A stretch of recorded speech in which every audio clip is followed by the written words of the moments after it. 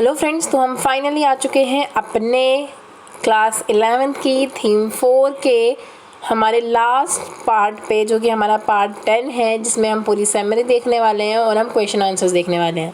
तो बेसिकली अगर आपने वो चैप्टर पढ़ लिया है, उसके बाद आपको क्विक रिवीजन चाहिए कि आपको सारे पॉइंट्स जस्ट याद रहें कि क्या क्या थे, एक ओवरव्यू याद रहे, क्योंकि चैप्टर बहुत वाइड जाता है, तो इसलिए आप ये समरी वीडियो देख सकते हैं, ठीक है। बट हाँ, आपको एक बार डीप स्टडी ज़रूर करनी है इस चैप्टर की, क्योंकि चैप्टर इंपॉर्टेंट हो जाता है और खासकर वाइड है तो उसकी रेंज ज़्यादा बढ़ जाती है, ठीक है। तो हम बेसिकली सिर्फ एक लाइन में हम पूरे पैराग्राफ्स को समझ रहे हैं। 10 पैराग्राफ है तो हम 10 लाइन में एक तरह से अपनी समरी खत्म कर देंगे, वही सबसे बेस्ट होता है। तो द थिंग इज कि हमने पहले क्या पढ़ा, हमने ये पहले देखा कि किस कहाँ से हमें क्या क्या मिलती है, इसकी हिस्ट्री का हमें पता कहाँ से चलता है कि किस तरह से पहले ये राइज हुआ, ठीक है। हमने ये देखा कि पूरे उसमें कि क्या क्या हमारे हिस्ट्री के सोर्सेज हैं, हमारे पास बायोग्राफीज़ हैं, हमारे पास और क्या क्या प्रॉफिट मोहम्मद की कहानियाँ हैं, कुरान है, इसके अलावा जो अकबर के टाइम पर लिखा गया, ठीक है, जो खबर वगैरह छपी जाती थी, यानी कि उस समय की जो रिपोर्ट्स होती थी उससे हमें पता चलता है, ठीक है। हमें ये ध्यान रखना पड़ता है कि किस किस समय के लोगों ने लिखा है, किस तरह से क्रिश्चियन लोगों ने इस्लाम के बारे में लिखा है, क्योंकि वो इंटरेस्टेड हो गए थे किसमें, इस्लाम धर्म में। किस तरह से जो डॉक्यूमेंट के एविडेंस है वो सबसे फुल प्रूफ एविडेंस होते हैं, क्योंकि वो किसी इस पॉइंट ऑफ व्यू से नहीं लिखे जाते कि कोई पढ़ेगा, बल्कि रूल रेगुलेशन को आगे बढ़ाने के लिए पढ़े लिखे जाते हैं। फिर प्रॉपर हिस्ट्री वो कहते हैं कि हमें तभी मिलती है जब 9th सेंचुरी में किसी जर्मनी के प्रोफेसर्स को इंटरेस्ट आने लगता है इस्लामिक हिस्ट्री में, फिर वो लोग ज़्यादा डीपली लिखते हैं, जानते हैं चीज़ों को, और फिर हमें ये सारी चीज़ें पता चलती हैं। अब फिर हमने देखा अपनी पहली जो हमारी मेन हेडिंग थी वो ये थी कि इस्लाम का राइज कैसे हुआ। तो जब हम राइज ऑफ इस्लाम की बात करते हैं तो बेसिक आइडिया यही होता है कि प्रॉफिट मोहम्मद ने शुरुआत करी थी 612 में, ठीक है, और 632 में उनकी डेथ हो जाती है। तो 12 से लेकर 32 तक उन्होंने स्पेशली काम किया था इस्लाम के लिए, ठीक है। सिंगल कम्युनिटी के बिलीवर की तरह उन्होंने मतलब लोगों को बनाया था मेंबरशिप की, एक ही भगवान को मानो, ये सब करके। पहले वो कहाँ के रहने वाले थे, अरब इलाके के रहने वाले थे, अरबी थे रीजन की वाइज, और वैसे मक्का के रहने वाले थे, ठीक है। जगह का नाम मक्का है और उनके जो एक तरह से समझ लो कि एरिया रीजन जो पड़ता था वो अरबी लोगों का वो पड़ता था, इनके क्षेत्रों का अरबी था, ठीक है। वहाँ पे सब लोग क्या थे, पॉलिथिस्ट थे, यानी कि बहुत सारे भगवानों को मानते थे। तो जब इन्होंने अपना इंट्रोड्यूस करा क्या एक धर्म वाला आइडिया, तो बहुत सारे लोगों ने उन्हें अपोज भी करा। इस अपोज की वजह से उन्हें क्या करना पड़ा, मक्का से मदीना शिफ्ट करना पड़ा। और जब हम मक्का से मदीना शिफ्ट होने की बात करते हैं तब उस टाइम को हिजरी कैलेंडर, वहाँ से हिजरी कैलेंडर स्टार्ट होता है, ठीक है। और हिजरी कैलेंडर बहुत ही इंपॉर्टेंट और सिग्निफिकेंट माना जाता है इस्लाम धर्म में, ठीक है। तो मक्का से मदीना वो क्यों गए, क्योंकि मक्का वालों ने निकाल दिया, क्योंकि वो मक्का वाले कौन थे, बहुईश्वरवाद थे, बहुत सारे भगवानों को मानते थे, ठीक है। जबकि जो प्रॉफिट मोहम्मद का आइडिया था वो ये था कि एक सुप्रीम गॉड है, सिर्फ एक ही भगवान है और कोई है ही नहीं, अल्लाह ही है जो है, ठीक है। तो इसलिए उन्हें प्रॉब्लम फेस करनी पड़ी। फिर वो मदीना गए, मदीना में जाके उन्होंने अपने आप को एस्टैब्लिश करा, ठीक है। और ये भी बताया गया कि मक्का कितना ज़्यादा धार्मिक इलाका था, मतलब धार्मिक क्षेत्र था, काबा था वहाँ पे, काबा लोग आते थे वहाँ ट्रैवल करने बहुत ज़्यादा, ठीक है। इन्होंने अपनी पूरी ट्राइब को इस तरह से आगे बढ़ाया। इस्लामिक कैलेंडर हिजरी की हम बात कर ही चुके हैं। वो जैसे ही वो मदीना पहुँचते हैं, मदीना को स्ट्रॉन्ग करते हैं, ठीक है। मदीना में जाके कल्चरल अपनी वो मतलब आइडियोलॉजी को फैलाते हैं। फिर इसके बाद क्या होता है, बाद में जब वो मदीना में जाके मिल जाते हैं, ठीक है, तो मदीना से शक्ति कलेक्ट करके बाद में वो मक्का को फिर से कॉन्कर करते हैं, मक्का को फिर से जीत लेते हैं, ठीक है। फिर मक्का क्या बन जाती है, उनकी धार्मिक राजधानी यानी कि रिलीजियस कैपिटल बन जाती है, और मदीना उनकी एडमिनिस्ट्रेटिव कैपिटल बन जाती है, ठीक है। तो इसलिए ये दोनों स्टेट इस्लाम के लिए बहुत ज़्यादा इंपॉर्टेंट हो जाते हैं। अगर हम इसके अलावा बात करें, हमने दूसरे पार्ट में ये देखा था कि किस तरह से प्रॉफिट मोहम्मद की जब डेथ हो जाती है तब कोई भी लीडर नहीं बचता है, कोई भी वंशानुगत कोई नहीं बचता है कि उसे रखेगा कौन, उत्तराधिकारी कौन था। तो फिर इसलिए ऑप्शन आ जाते हैं कि क्या क्या किया जाए। तो कुछ लोगों ने क्या किया, एक आइडिया आया कि हम खलीफा रखेंगे अपने। खलीफा क्या होंगे, या फिर जो कैलिफेट जो हम कहते हैं वो क्या होंगे, खिलाफत संस्था क्या होगी, कि वो एक तरह से उत्तराधिकारी के रूप में काम करेंगे प्रॉफिट मोहम्मद के। खलीफा देखें तो खलीफा 4 थे, ठीक है। पहला अबू बकर है, दूसरा आपका उमर है, तीसरा उस्मान है, और चौथा आपका कौन है, अली है, ठीक है। आपको इन चारों के काम पता ही है, लाइक प्रॉपर दे रखा है इस पैराग्राफ में। जब आप पढ़ोगे इस वीडियो को, आप पार्ट में जा सकते हो, पार्ट 2 पार्ट 3 जो भी है मैं पढ़ा रही हूँ। तो ये जो 4th वाला वो अली होता है, इस टाइम तक क्या हो जाता है कि जो कुरैशी लोग थे ना, उनकी आइडियोलॉजी ज़्यादा प्रेवलेंट कर जाती है। जो हम प्रॉफिट मोहम्मद की बात करें वो कुरैशी थे, लाइक उनकी एक तरह से जाति समझ लो, जैसे हमारा एक एरिया हो गया, एरिया के अंदर एक तरह से आइडिया, एक हम आइडियोलॉजी को फॉलो करते हैं, उसके अंदर भी हम एक जाति को फॉलो करते हैं। तो इनका एरिया पहले मक्का था, उसके अंदर जो इनका कल्चर था वो अरबी कल्चर था, और उसके अंदर भी वो कौन थे, कुरैशी थे। तो उन्होंने कुरैशियों को बहुत ज़्यादा प्रिवेल किया था, बहुत ज़्यादा आइडिया को बहुत ज़्यादा बढ़ाया था। तो जैसे कुरैशियों की सत्ता बढ़ने लगी थी तो ऐसे कॉन्फ्लिक्ट क्रिएट होने लगे थे सारे में, ठीक है। तो जब ये कॉन्फ्लिक्ट क्रिएट होने लगे तो बाद में क्या हुआ कि एक ऐसे इंसान ने जो मक्का से नहीं था बल्कि मदीना से बिलोंग करता था और कुरैशियों के अगेंस्ट था, उन्होंने क्या किया, अली को मार दिया। और अली को मारने के बाद उन्होंने अपनी खुद की सत्ता स्थापित करी, वो कि उम्मयद लोग थे, उम्मयद राजवंश था, ठीक है। फिर उम्मयद लोगों ने अपना काम करा, लगभग 90 साल तक उनकी वो चलती है, यानी कि उनका जो काम है या फिर जो उनकी डायनेस्टी है वो 90 साल तक चलती है। और फिर उम्मयद लोगों को हराया था अब्बासियों ने, जो कि 2 सेंचुरी तक चलता है, 200 साल तक चलता है। ठीक है, तो अभी हम उम्मद के बारे में देखेंगे। तो उम्मद के टाइम पे क्या हुआ था कि अब ये स्ट्रिक्टली इस्लाम नहीं रह गया था, लाइक स्ट्रिक्टली सिर्फ इस्लाम नहीं था, लाइक ये नहीं है कि अगर तुम्हें इस एरिया से जुड़ना है तो आपको इस्लामिक धर्म मानना ही पड़ेगा, बल्कि अब क्या हो गया था, इंक्लूसिव चीज़ें होने लगी थी। इंक्लूसिव कैसे होने लगी थी कि इनके अंदर जो स्क्राइब्स है, जो ब्यूरोक्रेट्स है, वो ज़ोरोस्ट्रियन भी हो सकते थे, क्रिश्चियन के लोग भी एडवाइज़र की तरह काम कर सकते थे एडमिनिस्ट्रेशन में। ठीक है, तो इन्होंने इस्लाम को एक तरह से एक्सक्लूसिव नहीं रखा कि वो लोगों को हटाए अपने अंदर से, इंक्लूसिव बना दिया। ठीक है, तो इन्होंने धर्म को प्रेवलेंट ना करते हुए अपने आप को एक तरह से राज सत्ता में स्थापित कर दिया। तो जब राज सत्ता स्थापित हो गई, अब देखो अब ये जो उम्मयद आए, उम्मयद कौन हो गए थे, एंटी कुरैशी हो गए थे, यानी कि जो कुरैशी नहीं थे, जो कि मतलब कुरैशी धर्म को नहीं मानते थे, मक्का से बिलोंग नहीं करते थे, मदीना से थे। लेकिन इसके बाद फिर एक तरह की डायनेस्टी उठ के आते हैं, अब्बासी। तो ये अब्बासी रेवोल्यूशन क्या था, इन्होंने फिर से अपने आप को क्या कहा कि उम्मयद ने तो इस्लाम धर्म को भ्रष्ट कर दिया है, उम्मयद ने तो अपनी राजनीतिक सत्ता स्थापित करी है, बल्कि इस्लाम को आगे नहीं बढ़ाया है। अब हम जो लोग आए हैं, हम क्या हैं, प्रॉफिट मोहम्मद के अंकल के वो हैं, मतलब उनके उत्तराधिकारी हैं, यानी कि उनके राज्य से बिलोंग करते हैं, मतलब कह दो कि उनकी ही डायनेस्टी से बिलोंग करते हैं। तो इसलिए हम असली इस्लाम को लाएंगे, हम उन्हीं की फैमिली से बिलोंग करते हैं, इसलिए हम असली इस्लाम को लाएंगे। तो इन्होंने क्या किया, दावा नाम का एक तरह का मूवमेंट स्टार्ट करा उम्मयद के खिलाफ, उम्मयद को हराया। ठीक है, उसके बाद अब्बासी रिवॉल्यूशन के बाद अब्बासियों ने अपने आप को स्थापित करा, अलग अलग काम किए बहुत सारे। ठीक है, अब इन्होंने क्या किया कि जिस आइडिया के साथ ये आए थे ना कि हम इस राजनीतिक सत्ता को ख़त्म करेंगे और फिर अपने इस्लाम को स्थापित करेंगे, बाद में उन्हें अपनी स्टेबिलिटी को बनाने के लिए, स्थायित्व बनने के लिए, अपनी स्थायिता रखने के लिए क्या करना पड़ा, फिर से अपने उसी राजनीतिक सत्ता वाले एरिया को, यानी कि वही राज सिंहासन और फिर उसके बाद उत्तराधिकारी फिक्स रहना, सब कुछ उस चीज़ को प्रमोट किया। यानी कि जिस आइडिया के खिलाफ आए थे उसी आइडिया को उन्हें बाद में अपने आप को स्टेबल रखने के लिए प्रमोट करना पड़ा। ठीक है, अब ये हुआ, अब जैसे ही अब्बासी रिवॉल्यूशन होता है, अब्बासी स्टेट धीरे धीरे वीकर होता जाता है। जैसे बांग्लादेश, जो बगदाद इनकी राजधानी थी, उससे वो काफ़ी दूर के इलाकों को ज़्यादा कंट्रोल नहीं कर पाते थे, क्योंकि एरिया तो दिन प्रतिदिन बढ़ रहा था, लेकिन इतना कंट्रोल नहीं हो पाता, तो कहीं ना कहीं वीकनेस आने लगी थी। और जब इसी वीकनेस का फ़ायदा उठाते हुए क्या हुआ, बहुत सारे डायनेस्टीज़ उठने लगी, जैसे शिया आइडियोलॉजी उठी, तुर्किश आइडियोलॉजी उठी, सुन्नी लोग उठे। ठीक है, इनके अपने अलग अलग आइडियाज़ थे, अलग अलग जगहों पे अलग अलग तरह की राजवंश और ये जो वंशावली थी वो खड़ी हुई, उन लोगों ने अपने आप को और ज़्यादा आगे बढ़ाया। ठीक है, अगर आप बात करो कि जो कैलिफेट थे उन्हें क्वेश्चन करने के लिए एक और लोग आए, वो थे फातिमीदीज़। फातिमीदीज़ क्यों आए, फातिमीदीज़ बेसिकली क्या थे, अगर आप देखो शिया और सुन्नी की बात हम करते हैं, ठीक है, शिया और सुन्नी बहुत इंपॉर्टेंट थे। ठीक है, शिया लोगों ने क्या किया कि सुन्नी ऑर्थोडॉक्स को कम करने के लिए, छोटा बताने के लिए शिया लोगों ने एक तरह से राज स्थापित कर लिया था। लेकिन ये जो फातिमीदीज़ थे ये भी एक शिया डायनेस्टी ही थी। ठीक है, तो फातिमीदीज़ कौन थी, फातिमीदीज़ थी प्रॉफिट मोहम्मद की बेटी की डायनेस्टी से बिलोंग करती थी। मतलब वो इनका कहना था कि हम प्रॉफिट मोहम्मद की बेटी की फैमिली से बिलोंग करते हैं, तो इसलिए हमारा असली अधिकार है इस्लाम पे और हम इसे इस्लाम को आगे बढ़ा सकते हैं। ठीक है, तो उससे पहले ये शिया डायनेस्टी ऑलरेडी आ चुकी थी पावर में। तो शिया डायनेस्टी ने क्या किया कि जो सुन्नी के खलीफा थे उन्हें नाम मात्र के लिए खलीफा रहने दिया। ठीक है, जिससे कि जब फातिमीदीज़ लोग आए कॉन्कर करने, तब सुन्नी लोग भी कहीं ना कहीं शिया लोगों के सपोर्ट में हो जाए, जिससे कि इनकी पावर ज़्यादा बढ़ जाए। ठीक है, तो फातिमीदीज़ वगैरह का ये जो आइडिया था वो सब हुआ। ठीक, आप अली वाले केस में भी देखोगे कि किस तरह से जो प्रॉफिट मोहम्मद की बीवी थी उन्होंने युद्ध किया था। ठीक है, उसमें वो हार गई थी, लेकिन उसके बाद जो युद्ध हुआ उसमें जो खलीफा था वो हार गया था। तो ये सब आपने पढ़ा भी है पहले भी।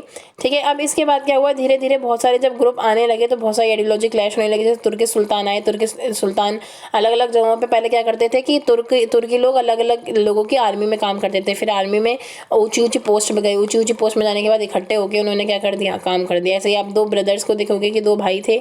ठीक है, उन्होंने पूरा इस्टेब्लिश करा अपने आप को, उसके बाद अपने भतीजे को वो दे दिया। देखो आप यहाँ पे देखोगे कि तो जो ये थे तुगरिल।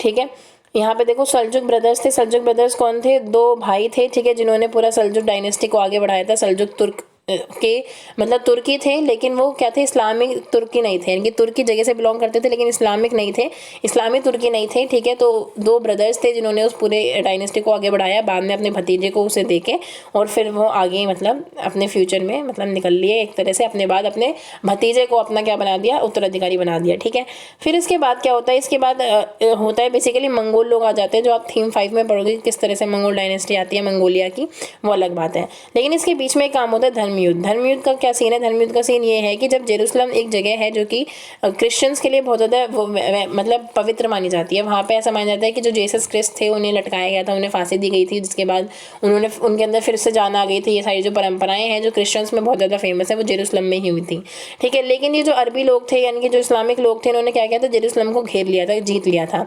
इसके अपोज में जो वहाँ के पोप वगैरह थे, उन पोप ने क्या किया, उन्होंने राजा के साथ मिलके बाइजेंटाइन एम्पायर में यानी कि रोमन साम्राज्य में किसके साथ मिलके, पोप के साथ, पोप और राजा मिलके उन्होंने क्या किया कि लोगों को मोटिवेट किया कि आप जाओ युद्ध करो, धर्म के लिए युद्ध करो, अपने धर्म को बचाने के लिए युद्ध करो।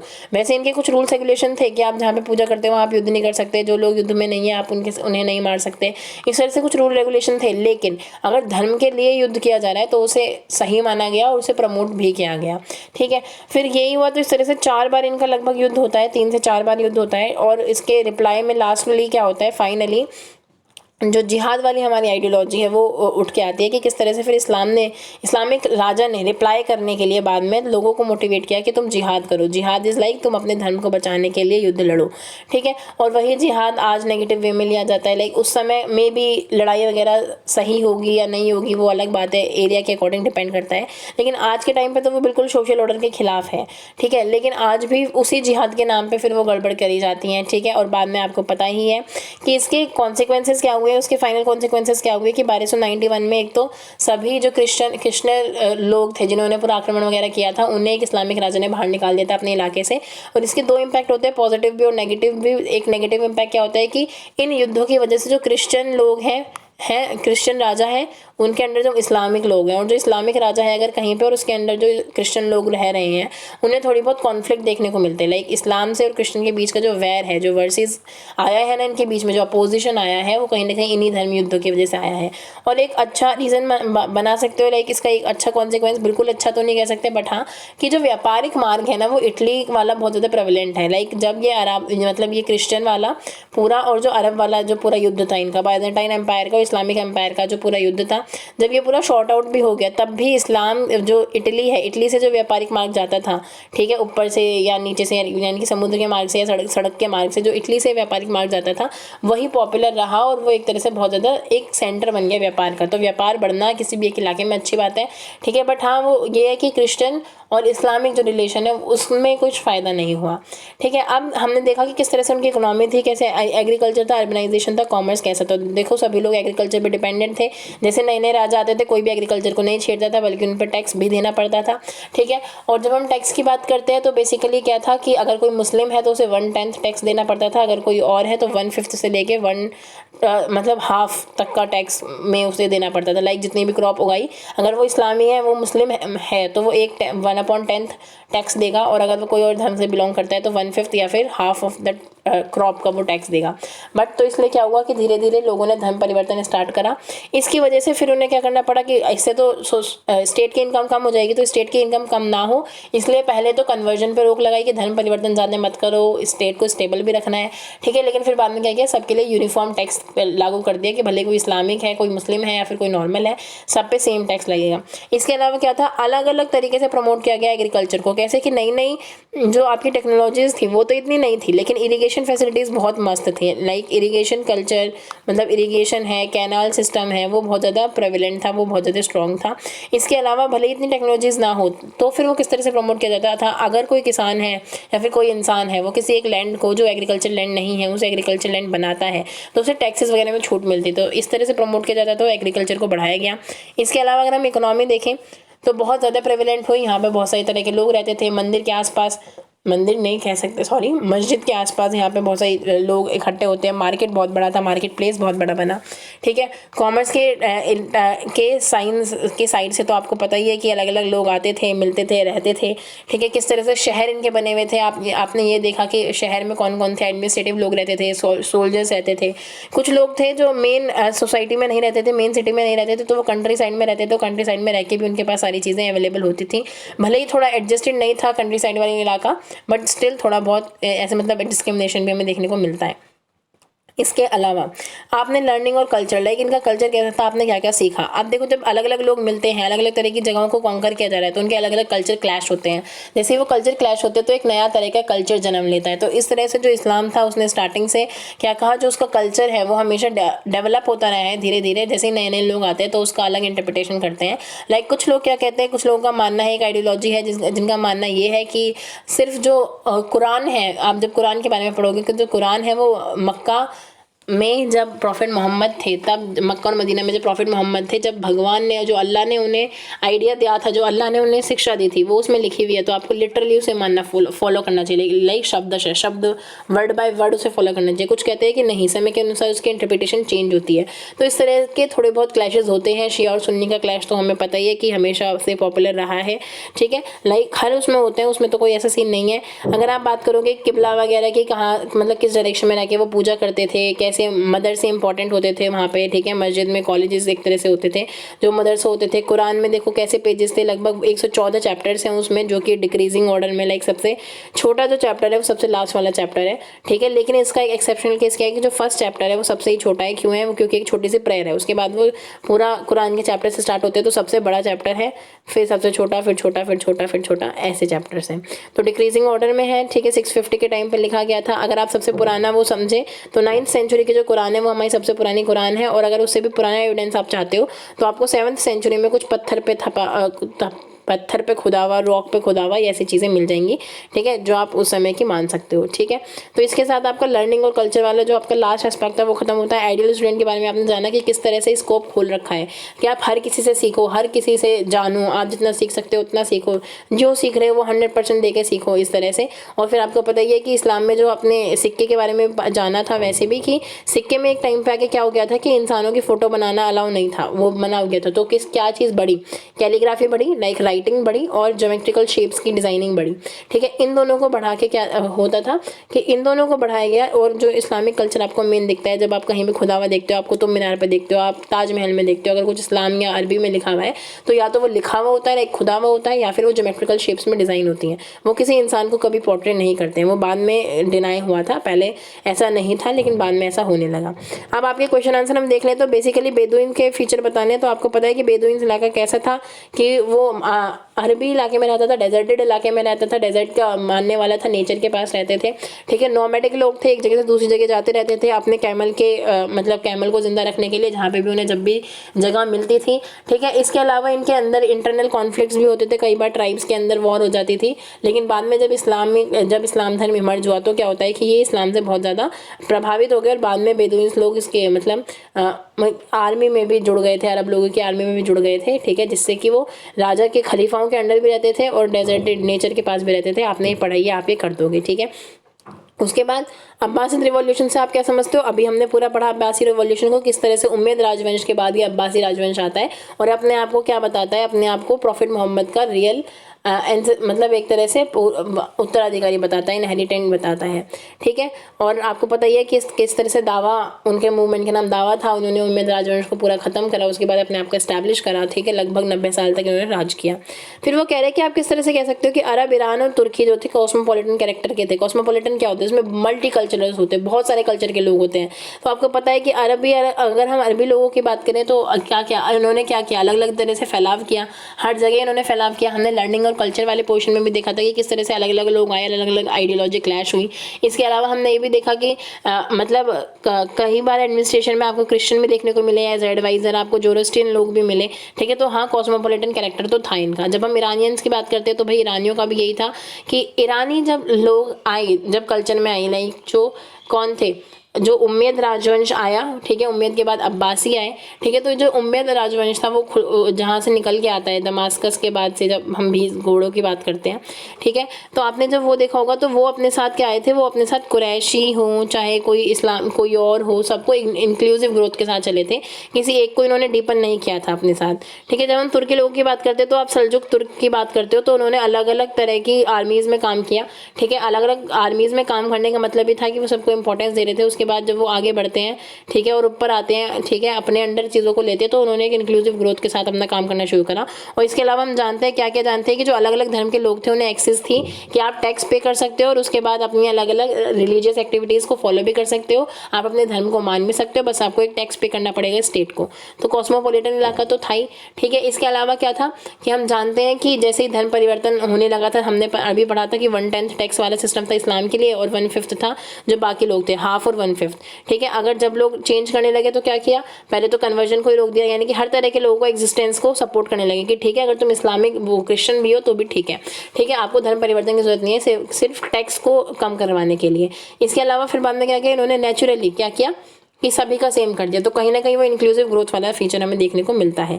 फिर वो कह रहे हैं कि इफेक्ट क्या पड़ा क्रूसेड्स का, यानी कि धर्म युद्ध का इफेक्ट क्या पड़ा यूरोप और एशिया में। तो आपको पता है यूरोप और एशिया का इफेक्ट क्या पड़ा, तो क्रिश्चियन वाला जो धर्म है और इस्लाम धर्म में कॉन्फ्लिक्ट हमेशा रहा। इटली जो है वो सुपर पावर बना, किस लिए, कॉमर्स के लिए, क्योंकि जो सिल्क रूट वाला रास्ता था वो अपनाया गया व्यापार के लिए, ठीक है। तो एशिया को बहुत ज़्यादा फ़ायदा हुआ उससे, तो यूरोप और एशिया की कनेक्टिविटी वाया सिल्क रूट बहुत अच्छे से बनी, ठीक है, क्योंकि वो बीच में से क्रॉस करना चाहते थे किसे, कि लाइक इस्लाम के अंदर ना घुसा जाए, ठीक है, अलग अलग रास्ते में जाके उन्होंने अपना व्यापार करा और फैलाया, ठीक है। फिर वो कह रहा है कि रोमन एम्पायर में और आप इस्लामिक आर्किटेक्चर में क्या क्या डिफरेंस पाते हो। तो देखो रोमन एम्पायर इस वाले चैप्टर में इतना डीप नहीं बताया गया, बट हमने लास्ट उसमें रोमन एम्पायर पढ़ा था। तो देखो आपको पता है रोमन एम्पायर में कोई पब्लिक बात था, ठीक है, ऐसी पब्लिक वाली बात वाली चीज़ें इस्लाम में इतनी प्रेवलेंट नहीं थी। इसके अलावा अगर आप देखोगे नॉर्मल सी बात करोगे तो इस्लामी कल्चर क्या है, आर्किटेक्चर धीरे धीरे बढ़ता है। रोमन एम्पायर हमेशा से थोड़ा स्ट्रॉन्ग रहा था अपने आर्किटेक्चर को लेके, अलग अलग तरह की मस्जिदों की बात करी है, ठीक है, लेकिन इतना स्ट्रॉन्ग इसका वो नहीं है। जब आप इनके डिफरेंस की बात करोगे तो आप यही बताओगे कि जो रोमन है, रोमन में कहीं ना कहीं आर्क वगैरह का यूज़ ज़्यादा होने लगा था। इस्लाम में आप गुम्बद वगैरह देखते हो, इसके अलावा किबला देखते हो। इस्लाम में फाउंटेन्स होते हैं ज़रूरी, कि लाइक फाउंटेन्स तो हमेशा आपको मस्जिद में दिखेंगे ही दिखेंगे।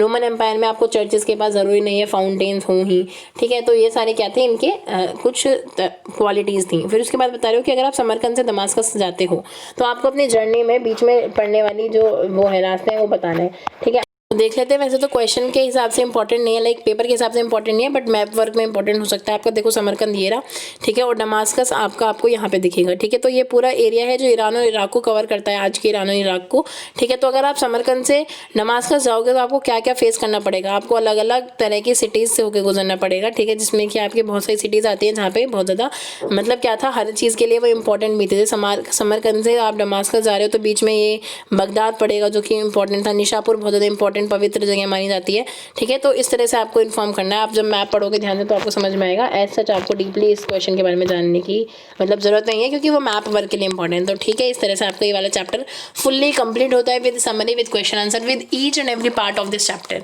ठीक है। तो आप चाहें तो लाइक कर सकते हैं, सब्सक्राइब कर सकते हैं और आगे बढ़ सकते हैं, ठीक है। तो मिलते हैं नेक्स्ट वीडियो में। Till then bye bye, take care.